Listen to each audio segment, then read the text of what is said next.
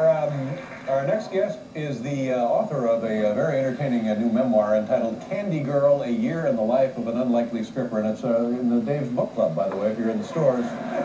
Please say hello to the author, Diablo Cody, everybody.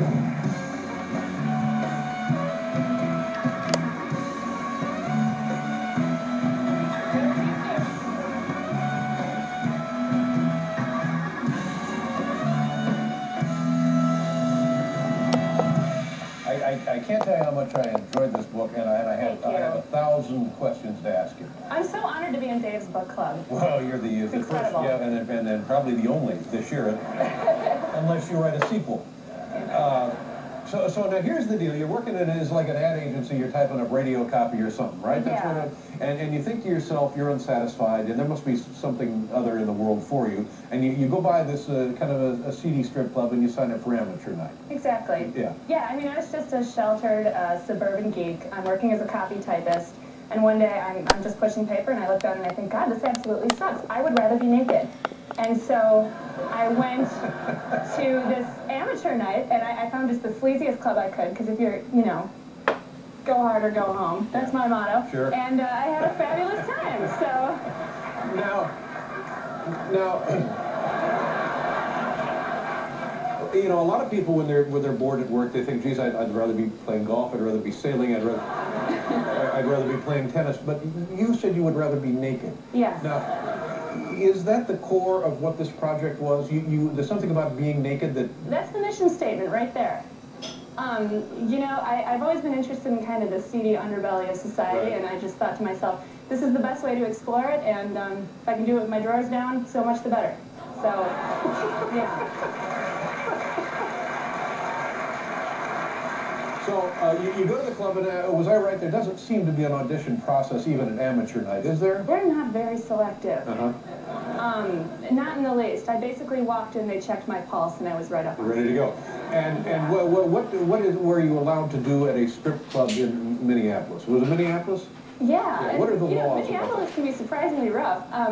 You know, there are gentlemen's clubs that are just kind of topless cabarets, and there you do the lap dances, which is, you know, a little raunchy, a little fun, but nothing to write home about. But if you go to some of these nude soda pop bars where they don't serve liquor, you get bed dances. No, wait a minute. I've never heard of a nude soda pop bar. There's some sort of ordinance in Minneapolis where you can't be naked and serve alcohol at the same time. So the guys are drinking these like $8 Pepsis, and you're riding around naked, and it's a very strange environment.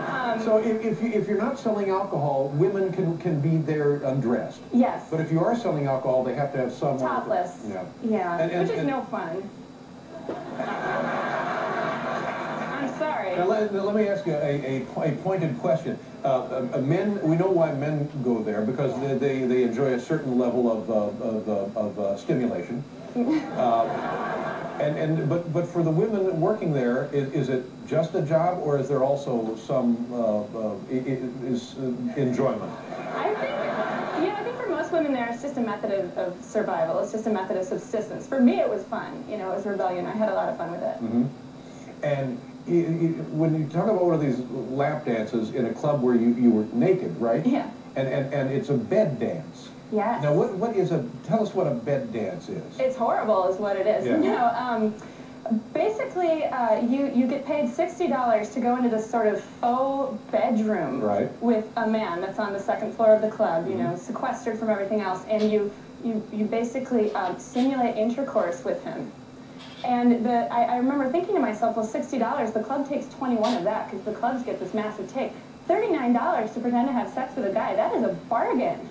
You know, I was starting to feel like I was a clearance item. But that's okay. You know, I'm all right with being the marshals of naked women. Now, let me ask you a technical, legal question. A guy is paying you, and you're on top of him naked. Yes. And we're pretending to have sex. One of us is probably pretending. Well, who's pretending?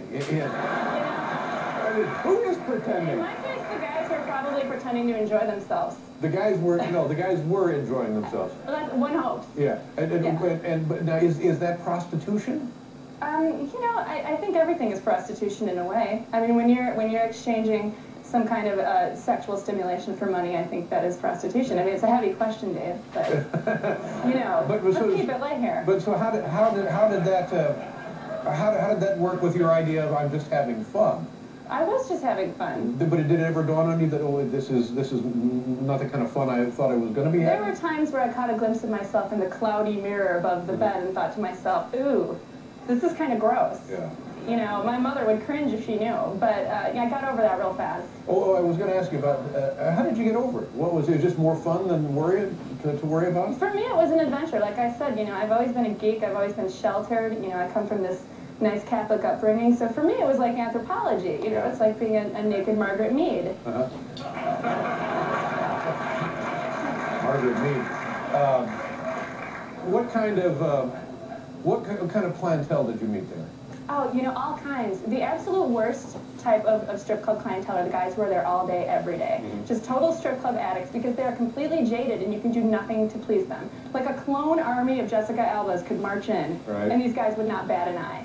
You know, they are just, there's nothing you can do, and that's the worst. The best are the young, enthusiastic guys who are so excited to be in a strip club and are just trembling and you can smell their fear. And it's just great. You know, I could eat those guys alive. Yeah. And is it, wow. Did you like the customers?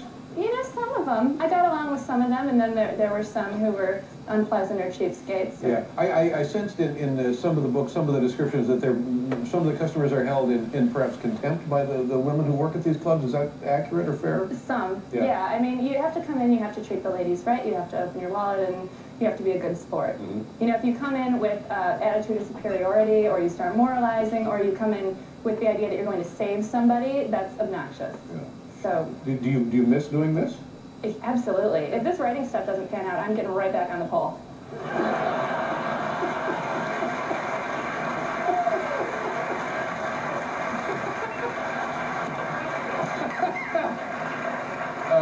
And I was right, you married your boyfriend, he's now your husband. I did, he's wonderful. And he was completely supportive of the whole project. Completely. I mean, it was fun for him too, because, you know, he's kind of dorky like me, and so for him it was like, wow, you know, my girlfriend is a stripper. It was, whoa. That is yeah, I mean, it was intense for him. And what about your family? They did not know at the time that you were stripping? Not at the time, and I didn't actually let them know until I found out they were publishing the book. And now that they've read the book, how do they think about that? I think my mom is still totally mortified. My dad is a very pragmatic person, so he just said, did you get an advance? You know, I mean, he was... Can I ask about the name? Is that your actual name? No. My real name is Brooke, which is so not heavy metal or cool, so I had to deep six that right away. I see, so it's Diablo Cody. Yeah. And you say if this doesn't work out, right back on the pole. Oh, absolutely. Yeah. Okay, that's good. Well, it's very entertaining. It's very informative about the kind of stuff I've always wanted to know. It's insightful and it's very funny. You have a very funny way of presenting it on the page. It's called Candy Girl, A Year in the Life of an Unlikely Stripper, Diablo Cody. Thank you very much. Thank you. Nice meeting you. Good to have you. We'll be right back, everybody.